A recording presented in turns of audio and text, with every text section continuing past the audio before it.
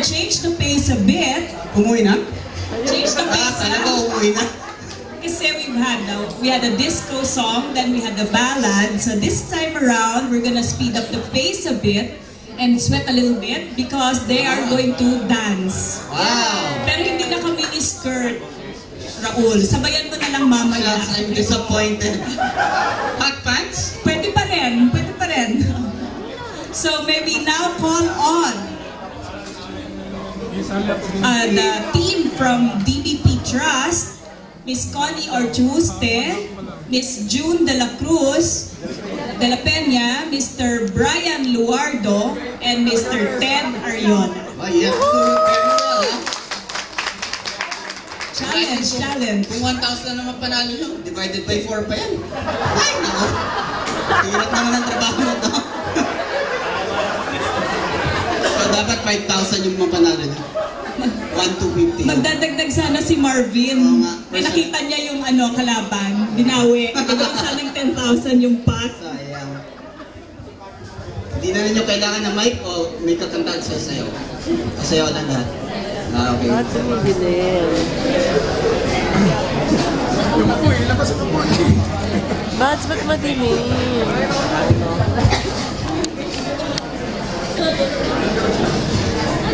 Uy, manalo kayo.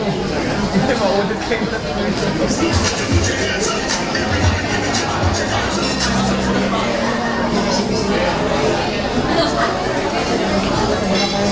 Tawag sa mas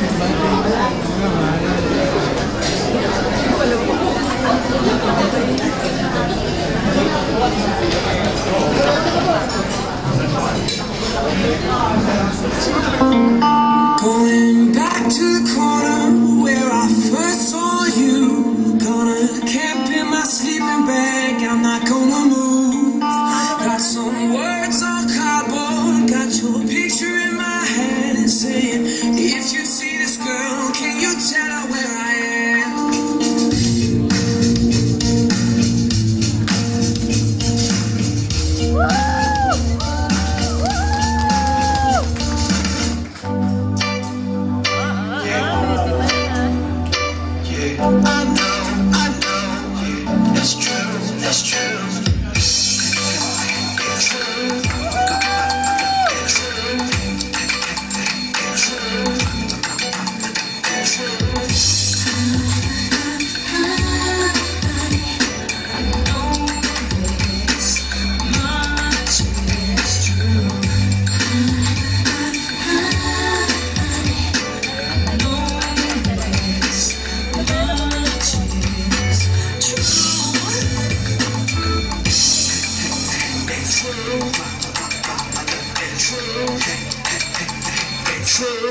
So true, funny how it seemed, always in time, but never lying for dreams.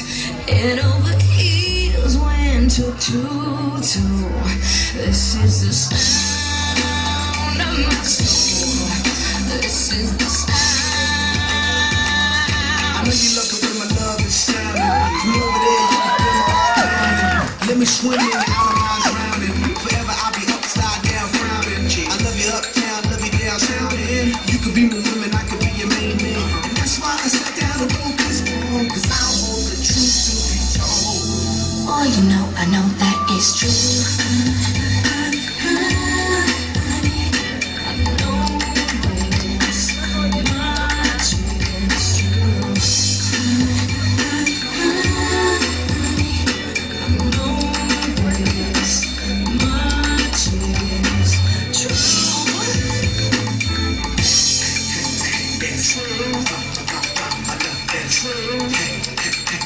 It's true.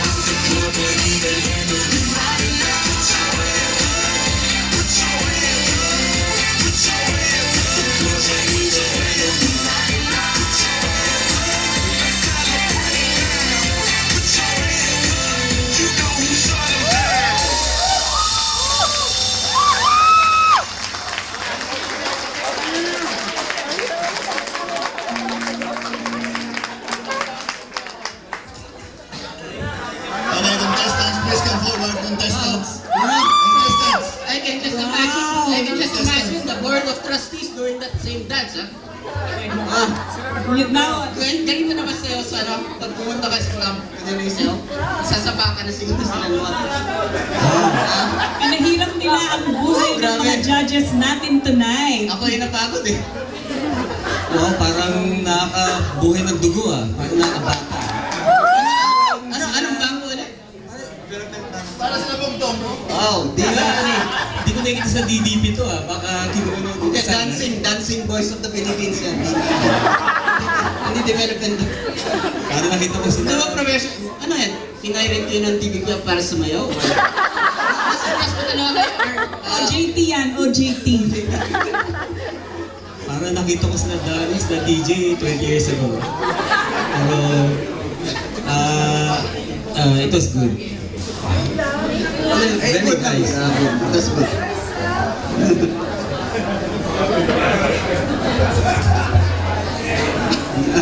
Natulala. Si Oki yun, hindi makasalita ka ngayon. Pagod pa yun eh. Ano ba yung mga ganun-ganun? Parang ako nakita yung mga anak ko, yung mga dancers, yung mga yun eh. Yeah.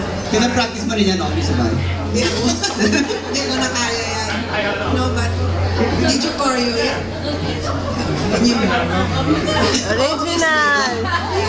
They're the same guys who danced last Christmas ata yung Michael Jackson, di ba? May mga konting flaws like hindi kayo sabay-sabay, nagkagulo-gulo kayo at one point, pero overall, it was good. Lupit talaga ni Oki. It was good. Perfectionist I know how hard it is kasi when my daughters dance, kasi nag-ano pa sila ng music, and then ang dami nilang, they really put time on it, so I know how hard it is. How long were you practicing? I don't believe you. I don't believe you. One office hour a day. Overall, that was good.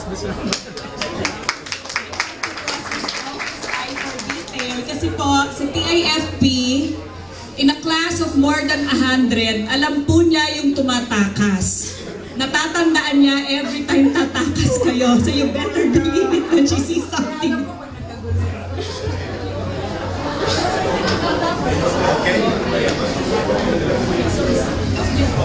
Ayaw mag-comment ni Miss Ruby, naghahamon pa naman si Bong kanina. Sabi kasi ni Ruby, ibang sayaw daw yan talaga, hindi niya panahon. Hindi, mamaya ipapractice nila ni Mr. Tom kayo sa bahay. Turuan man ng mamaya yung mga dance steps ninyo. But let's see it for Mr. Tongko, who has been raring to join them earlier. I cannot relate. Alright, good job Okay, guys. so we're moving on to the next To the last